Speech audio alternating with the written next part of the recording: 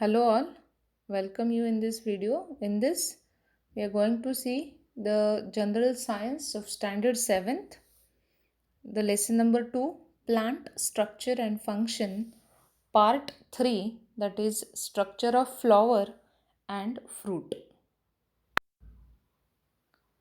We see many colorful flowers around us.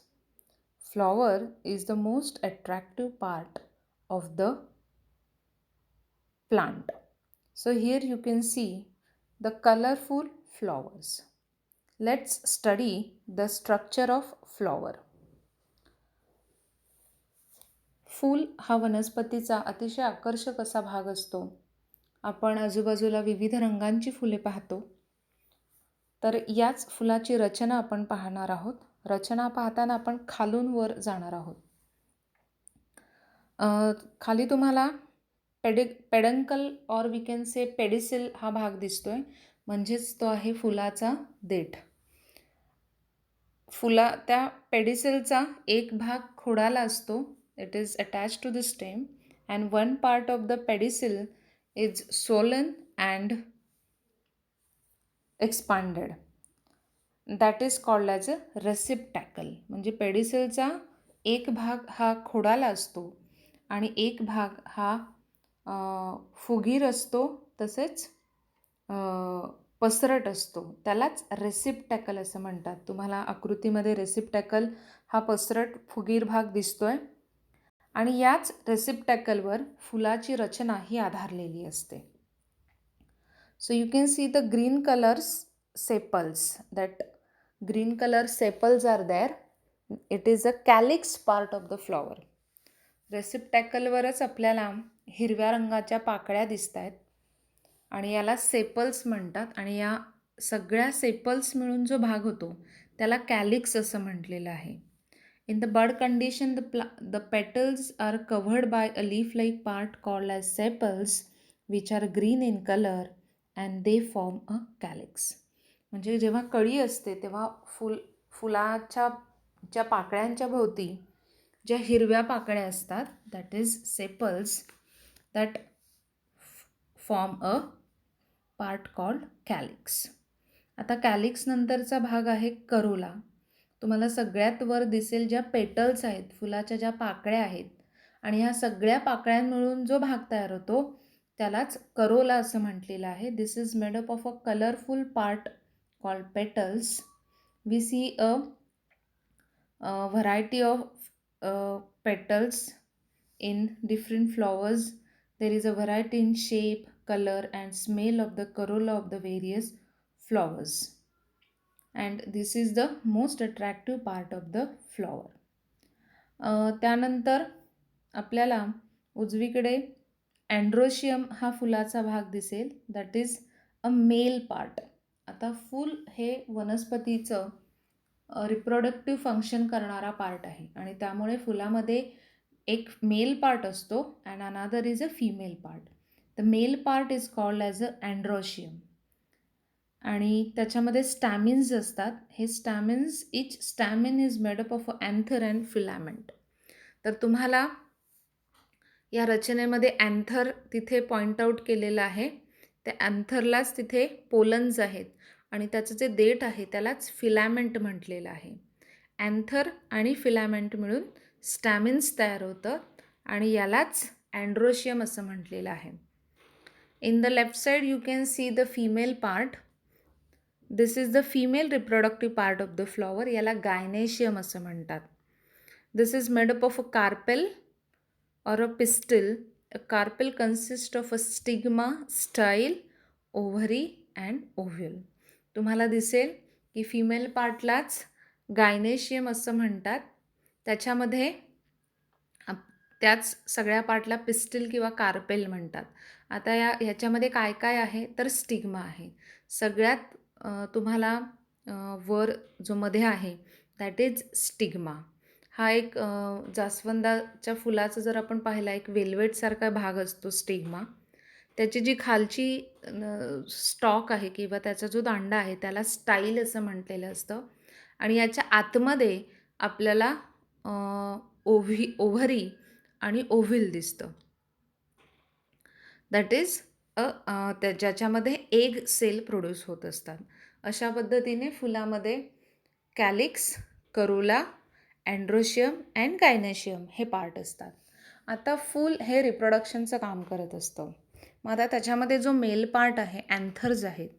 So after a maturity the anthers burst and and the pollen grains which are released fall on the stigma.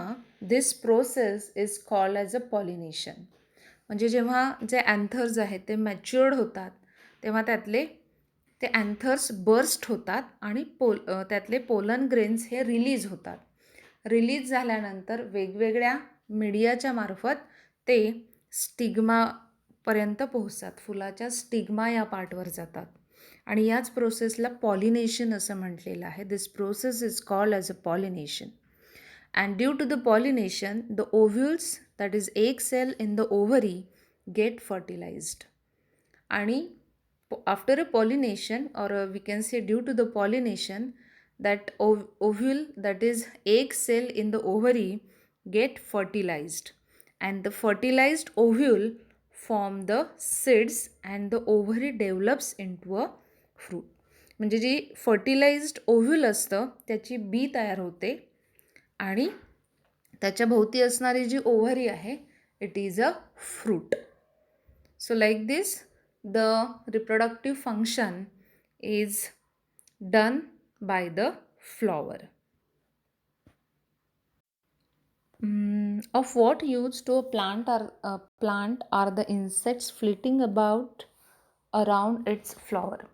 आता फुलाभोवती जे कीटक भ्रमण करत असतात किंवा फिरत असतात, या फुलपाखरांचा किंवा कीटकांचा वनस्पतींना काय उपयोग होतो, तर नक्कीच लक्षात आलं असेल जे पॉलिनेशन आहे, जे अँथर्स बर्स्ट होतात, म्हणजे जे फुलपाखरू फुलावर बसतं, they may be the burst anthers stick to the that insects and they carry that pollen grains to the next flower and they get fertilized on a stigma of flower. So like this the nature is helping the process of pollination. Also the anthers burst due to the wind also. So these are the factors help in the pollination to the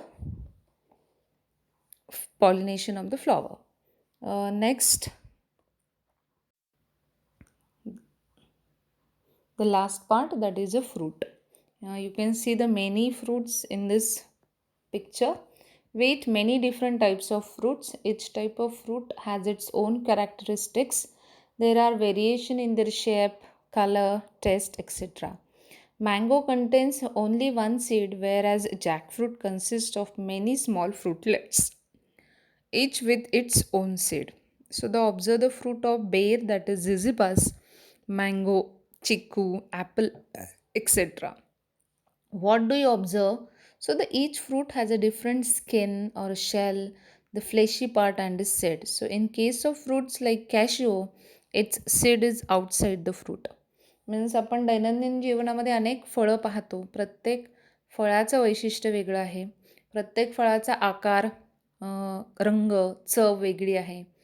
आंब्याला एक बी असते तर फणसामध्ये अनेक बिया आपल्याला दिसतात.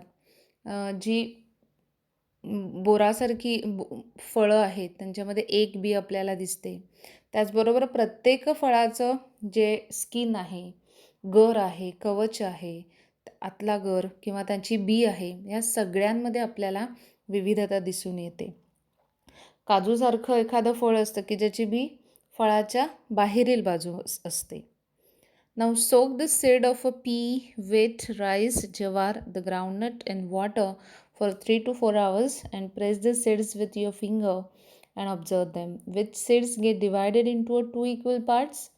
Seeds which get divided into two equal parts are called dicotyledonous seeds, and the seeds which do not divide into two equal parts are called monocotyledonous seeds. एक इथे छोटीशी कृती सांगितली आहे.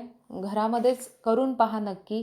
शेंगदाणा, वाटाणा, गहू, ज्वारी ह्या बिया एक 3-4 तास पाण्यामध्ये भिजवा आणि भिजल्यानंतर त्या बिया अशा चिमटीने दाबा.